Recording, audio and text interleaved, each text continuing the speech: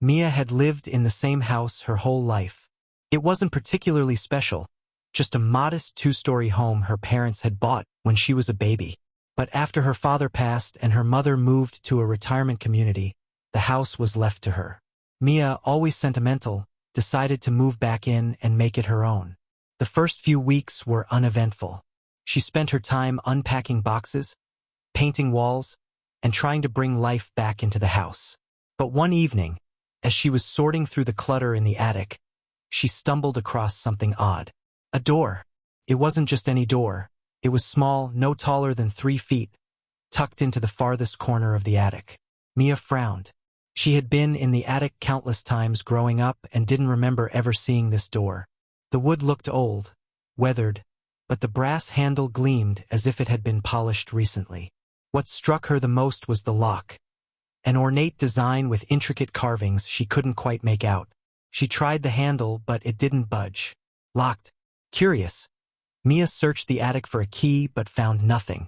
She even asked her mother about it later that night. "Do you remember a small door in the attic?" she asked over the phone. Her mother paused for a moment before replying, "No, but your father always kept that attic locked when you were little. Said it wasn't safe."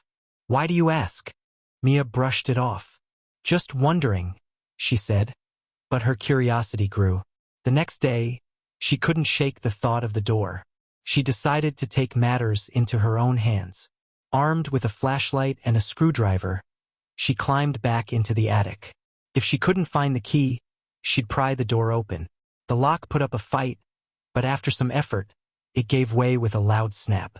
The door creaked open, revealing a narrow, dusty passageway. The air that wafted out was cold, damp, and heavy with a smell Mia couldn't quite place. She hesitated, her flashlight trembling in her hand, but curiosity pulled her forward. The passage was tight, forcing her to crouch as she moved through. At the end of the tunnel was another door, this one full-sized, with no handle, just a simple latch. Her heart pounded as she unlatched the door and pushed it open. She found herself standing in what looked like an old, abandoned room. The wallpaper was peeling, and the furniture was covered in thick layers of dust. A single window let in faint moonlight, and on the floor was a child's rocking horse, its paint faded and chipped. Mia's flashlight swept the room, and her stomach churned when she saw what was on the walls. Hundreds of photos, all pinned haphazardly. The photos were of her. Some were from when she was a child, birthday parties, school photos, moments she didn't even remember. But as she moved closer, her blood ran cold. The photos didn't stop at her childhood. There were recent ones. Her at the grocery store, walking her dog, even sitting on her couch just days ago. Her breathing quickened as she scanned the room, her mind racing. Who had taken these, and how had they gotten into her house? She grabbed one of the photos, her hands trembling. On the back, written in messy, childlike handwriting, were the words, "You look just like her." Before she could process what it meant, she heard it, a soft creak behind her. She spun around, her flashlight illuminating the passage she had just come through.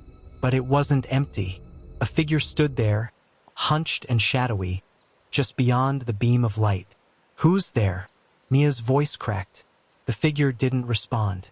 Instead, it stepped forward into the light.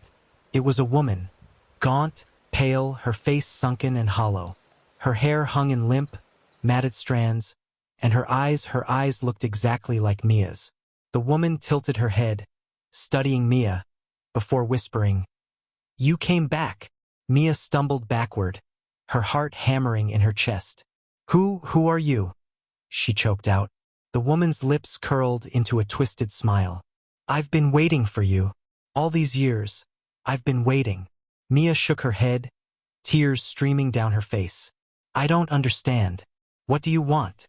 The woman stepped closer, her bony hand reaching out. "You're the replacement," she said. "You're her. It's your turn now." Before Mia could react, the woman lunged. The room spun, darkness swallowing her whole. When Mia woke up, she was lying on the attic floor, the small door in front of her. It was shut, the lock perfectly intact as if it had never been broken. She scrambled to her feet, her hands shaking, and bolted down the stairs. She had to leave, had to get out of the house. But as she reached the bottom of the stairs, she caught her reflection in the hallway mirror. She froze. It wasn't her reflection. The woman stared back at her, smiling.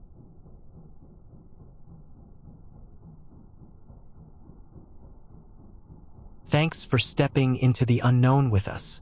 If this story gave you chills, hit that like button, drop a comment with your favorite twist, and don't forget to subscribe, because the best stories always have another chapter waiting. See you in the shadows.